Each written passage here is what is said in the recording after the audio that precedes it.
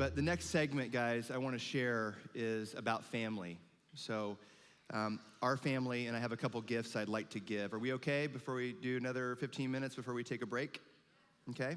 And I realize some people might have childcare. So again, if you have to leave, no worries. It's filmed. You can watch later. But really, the best is yet to come. Okay? And so when Michelle and I met, obviously, you know the story now. It was 4 years before we had children. And by the way, the song that you just heard, is that the most beautiful song? And it's by my favorite artist, David Wilcox, who was the first song I ever played for Michelle, driving down LBJ with the top out, singing at the top of our lungs, and it was called All My Life. And I knew the minute I looked in Michelle's eyes that there were pictures of us that have yet to be taken and that we were going to be together the rest of our lives. And so anyway, last year on my birthday, Michelle would what would love do? What would be the most epic thing that we could do? I said, let's get a hold of David Wilcox's agent and see if he'd come perform a private concert as a gift to 100 of our closest friends. And he agreed. And so it was the joy of my life to get to sing the song last year to Michelle that I sang to her the first weekend I met her. And so David stayed in our loft, we became friends, and at the end, I want to give you a gift, which is a song I wrote in Maui for Michelle a few weeks ago. And I was having trouble getting it finished, and so I texted David on a whim because he had sent condolences. And I said, David, would you help me with this song? And I sent him the lyric. He said, I'm already writing. And I'm going to give you that song. It's called Love Lives at the end. But anyway, so that song was so beautiful. Thank you for interpreting it. When Michelle and I met and we developed our love, 4 years in, we started thinking about a family and a children. And this was sacred to us. Why? Because before we decided to have children, we began to research the etymology of family. What was the goal? What was it for? Are we just supposed to have sex, produce some offspring, get them through school, feed them, let them grow up, go to college, get jobs, start over the cycle? And so, but never actually come to anything? It's just another cycle? What's the goal? And what we discovered was stunning. Of all the ways God could have designed a kingdom, do you now understand the power of words? Why would he choose to call himself a father? He could do anything. Why would he choose to define his relationship to us as a father-child? Our relationship to the first people he created was a husband and a wife. And then we have children. This is the metaphor. He had the Last Supper, not the last conference. It ends in a wedding feast, not a military excursion. Why? Because family is the most important thing God ever created. And so we were captured by this idea that the most valuable thing on earth is the individual human heart nurtured in a loving home who learns how to love well there and extends it to the farthest reaches of culture. And so when we had children, it wasn't about that was the next thing to do. It became our primary focus. And we were captured by this idea that Jesus at 12 years old, remember his mother and father had left him accidentally? Anyone ever done this? I don't recall ever doing that. But Mary and Joseph apparently get a 3-day journey away realizing Jesus is not with them. And so they go back and they find Jesus at 12 years old confounding the wisest people of his day. And they said, what are you doing? And he said, didn't you know I'd be about my Father's? And at 12 years old, he never referred to Mary and Joseph as mom and dad anymore. He just honored them as his parents, but he called his God what? Father. And so we had this idea, crazy, I know, but we had this idea, if we had to have children, if we only had 12 years to prepare them to their calling, that they would be totally self-sufficient and able to have an impact on the world at 12 years old, what would we have to teach them? You can't do this on an hour on Sunday morning.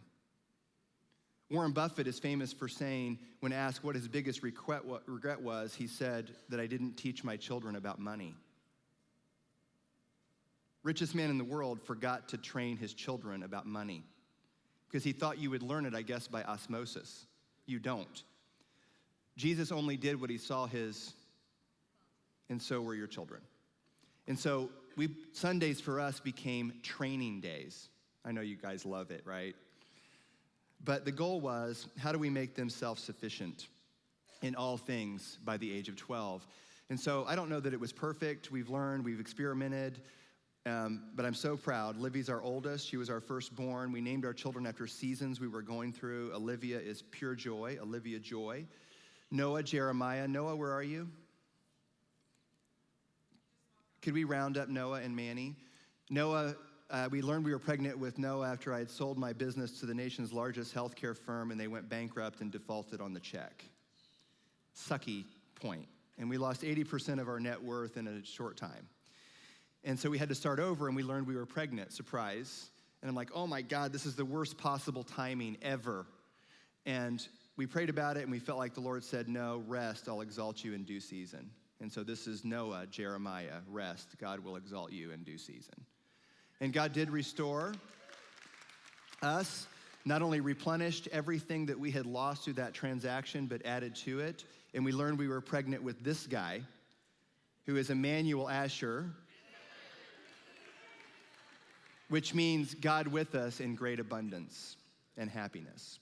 And so over the course of the time, because of the emphasis on the supernatural power of a word, every year on Christmas or New Year's Eve, these are some of our wedding pics,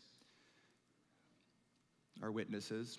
Every year on New Year's Eve, we would set aside a moment and we would imagine if we were going to have one word.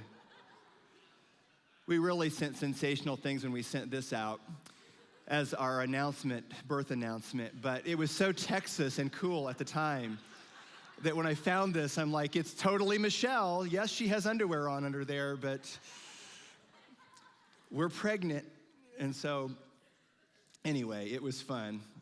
But we set aside a moment every New Year's Eve, and for 20 years, I would try, if words do what? Form things. And so we would just imagine, if I could put one word over the banner for this next year that we intend to form in our lives, what would it be? And so for 20 years, Michelle and I would go away, not communicate, and we would write down the impression of a word. And in 20 years, we have now a history of those words. And so here they are on my wall in my office. And so the words were, in 1994, the first time I ever did this, the word was hope, which literally means the earnest expectation that something good will happen.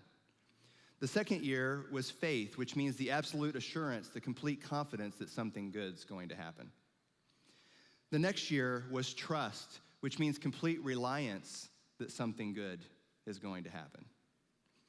And then, ironically, in the next year, it was content, because I was totally content with the work God had done in me to restore what was broken and prepare me for the next season. And guess what? The year I met Michelle, what my word was. Now, by the way, these words I got the year before, because it was several months before I met Michelle. The word was complete. And I was so stunned by that, looking in retrospect, that the foresight was that I would be completed that year, and that's the year I met Michelle. And so, like Jerry Maguire, which I quoted from, I knew when I met her, she completed me. Because for me to go to the next level as a man and live a great life, I couldn't have done it without her. She was a safe place for me to explore every vulnerability without judgment or criticism that would have driven my heart back into a place of hiding and fear. But Michelle never did that. And so no topic was ever off limits. Nothing I ever said offended her. I could come home and say, babe, listen, I hired this new girl at the office and she wears these shirts like down to here and I'm really struggling. And Michelle had no problem with that. You know what she would do? Awesome, let's pray about that.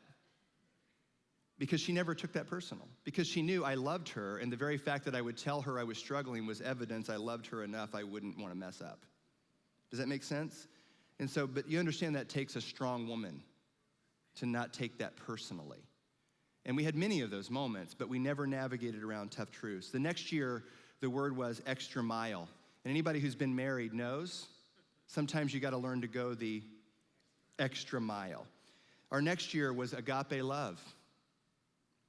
Whole, abide, resolve, established, advance, expand, gratitude. If you want to expand your capacity to receive, God would tell us, expand your gratefulness for what you have. Joy. It was for the joy that Jesus did what he did. And so, as difficult as these last 4 years were, it was my joy. As Chuck told me, Jesus appeared to the disciples and he said, look at these. What we believe he was doing was, look at this. This is what love did. He was excited about his scars. And so I'm proud to stand before you today, excited about the scars my love for Michelle put in me through her loss temporarily. And so joy, accelerate, resilient, reorient. Sound familiar? That was before there was a book called Reorient. Revive, renew. Last year, our word was be present in the moment. And this year was triumph. And so one of our friends in LA, who's a great artist, felt led to send me this. And it's our word for the year. And so we have every year for 20 years. And we would leave that as our banner to try to live up to. And this is our most recent. On the surface, it didn't look like a triumphant year, but neither did Jesus' death. His disciples hid out for 40 days, 50 days, afraid, until the Holy Spirit emboldened them to bear witness to not his death, but what? His ascension. Because guys, earth, nobody gets out alive. But some did. Enoch, these are biblical. Jesus came back.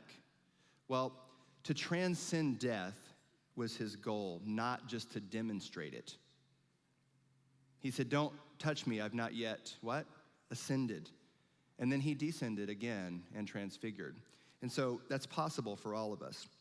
And so we invested in our family heavily, and this is our word for the year. I want to play a very short video.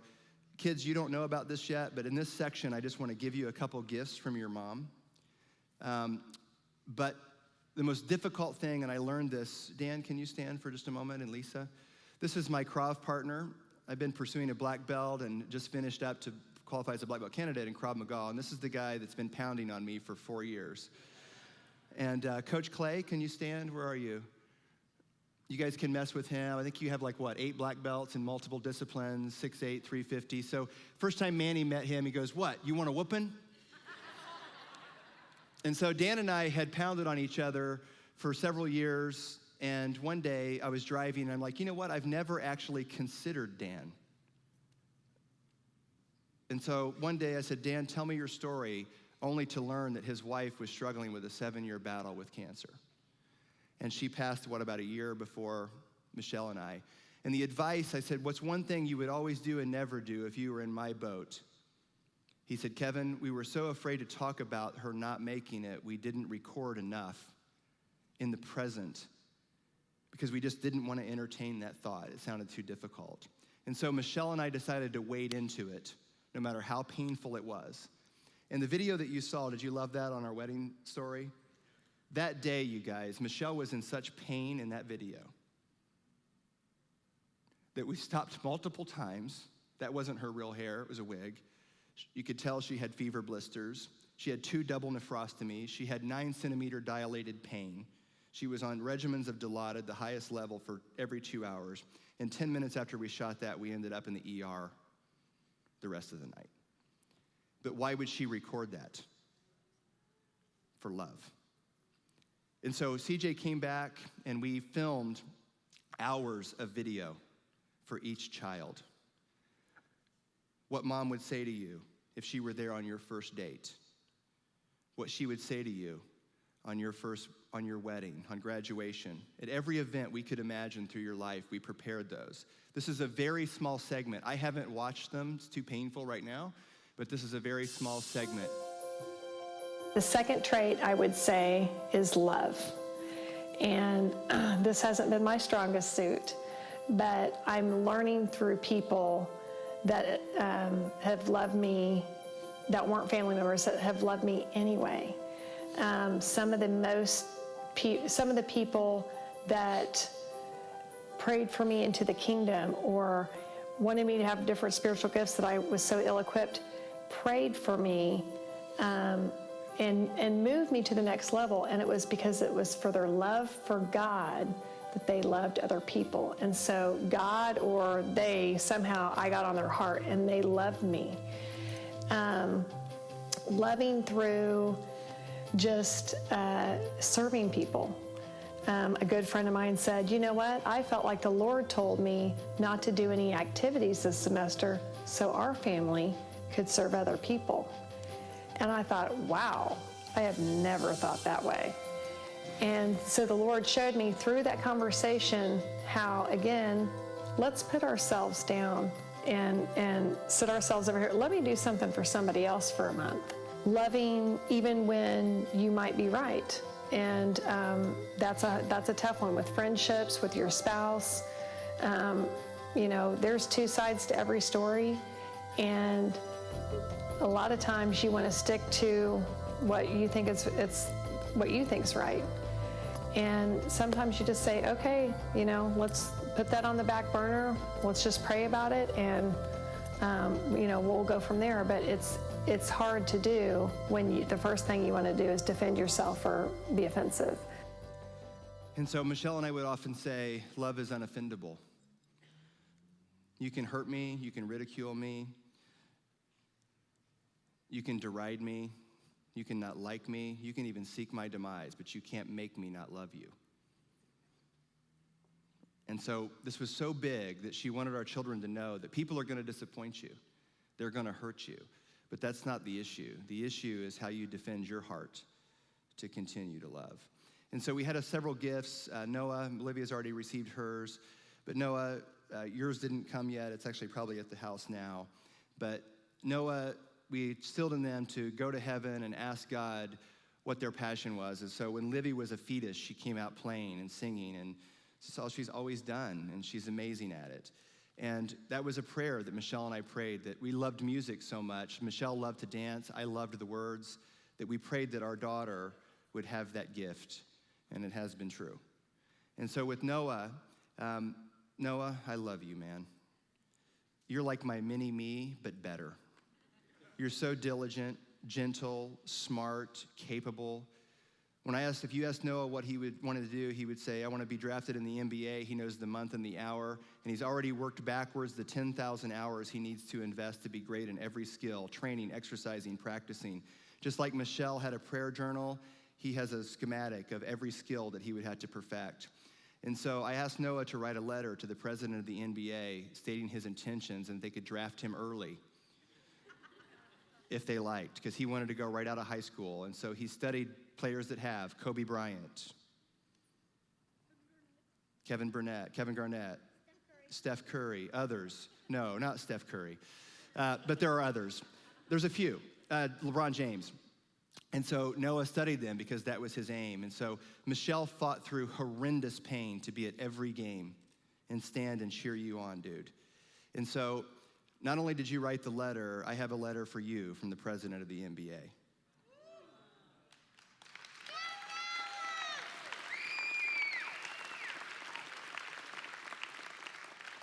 And he's waiting on you. And Jan, did you want to talk about your friend or not yet? We can do that later. Okay. And we also have the president of the Mavs, who's putting together something for you about doing what you do for the love of the game and turning tragedy into triumph. And so you're loved, you're appreciated, and you're going to change the world. We have one family banner. It's called Revive. It doesn't matter whether you're a musician, whether you're an athlete, as I'm going to get to Manny in a moment. Our goal is the same: revive things to their original intent, revive people to a bigger vision. And so, Noah, you're going to change the world. Okay? Prezi, So that's Livy. Here's Noah, already kicking it. It's us in LA. And now Manny. So Emmanuel, Asher, you know, your mom and I loved you since the second you arrived. This is us playing baseball, which has been his favorite game since he was little. And so I've had the honor to coach him a little bit. The guy can throw a fastball like you wouldn't believe. And so, anyway, Manny's favorite movie is 42. Anyone seen it? It's one of my favorites, about Jackie Robinson. And Jackie Robinson is a hero of mine because he lived a parable. He lived a biblical epic that remained unoffended and finished well and changed the world. And so, guys, we're going to do things that other people might consider offensive because it's not the tradition. But I wanted to play this little clip from 42, and then I have a little gift for Manny. People aren't like this. They're going to do anything to get you to react. Echo a curse with a curse, and they'll hear only yours. Follow a blow with a blow, and they'll say, the Negro lost his temper. Your enemy will be out in force, and you cannot meet him on his own low ground. We win with hitting, running, fielding, only that. We win if the world is convinced of two things: that you are a fine gentleman and a great baseball player.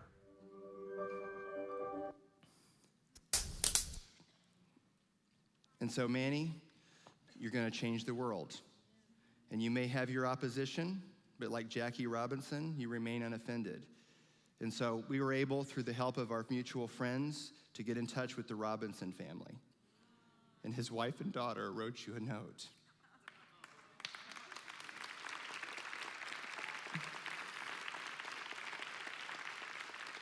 In a book his daughter wrote, her name's Sharon Robinson, about the Two Doors Down, an epic story about the friendship from the world's most legendary baseball player and a young boy.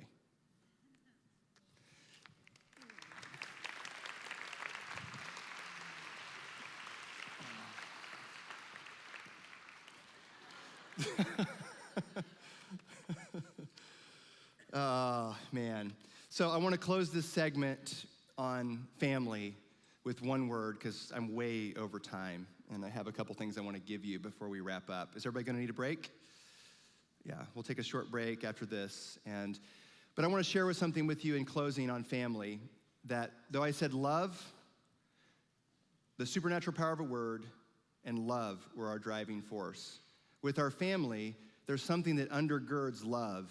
And without love, or without this, the love you show for people will have little or no value.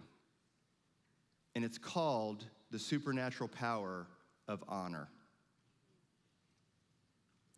And honor, when you think of the word honor, when I say it, honor, what forms in your mind? A soldier going off to battle, someone who's honorable. But in reality, etymology of the word is something very different.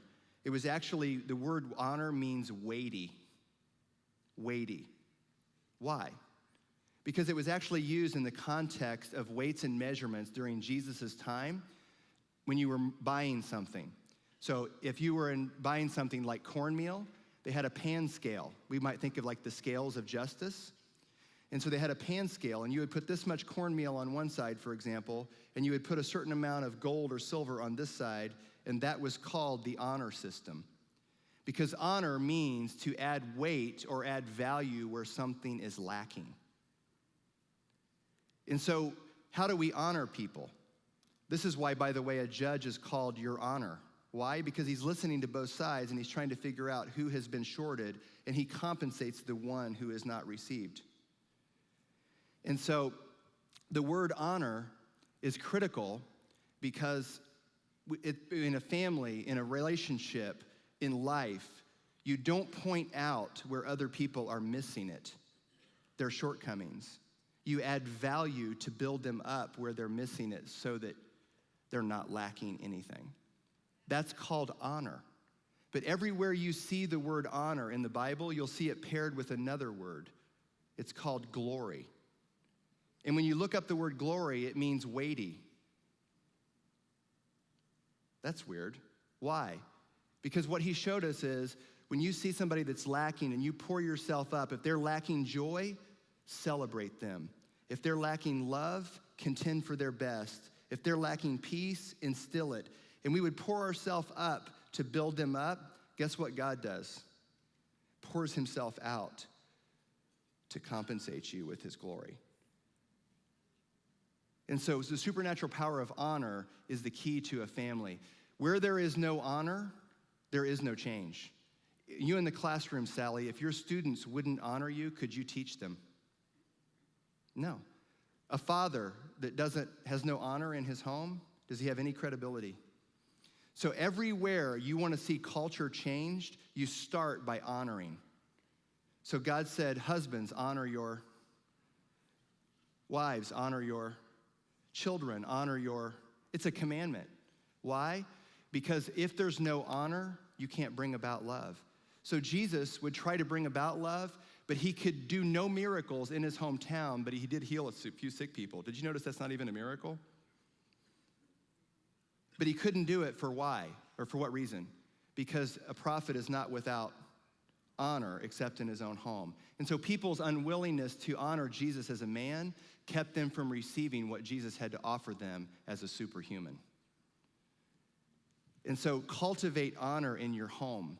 Cultivate honor in each other. I don't have time today, but I could show you in every realm of culture, in a school, in a government, in a business, start with honoring people. Whoever inspires the most love and honor always has the most influence. And so no matter where we go, there is no place on planet Earth I wouldn't go to meet with someone, and there was no one I wouldn't meet with, including Hitler himself, if I had an opportunity to love them, honor them, and see love influence them. Because I don't need to judge them. I need to love them. I'm not saying I could have changed it, but I'd be willing to have the meeting. As my friend Jack Nevels likes to say, nothing says I love you like a personal visit. And so when you have an adversary, try this. I understand that you have a problem with me. I'm here to discuss it. And so we have a very simple rule among our friends. If you ever see me do anything or say anything that would dishonor the person of Jesus, all that I ask you is to tell me first before you get mad at me. And tell me first before you go tell someone else. That's called what? Honor. Okay? And so I wanted to give you that in closing on family. We can take a short break, and then I want to wrap up with our mission, our friends, and conclude with our gift to you to hopefully you to extend our reach and let love live. So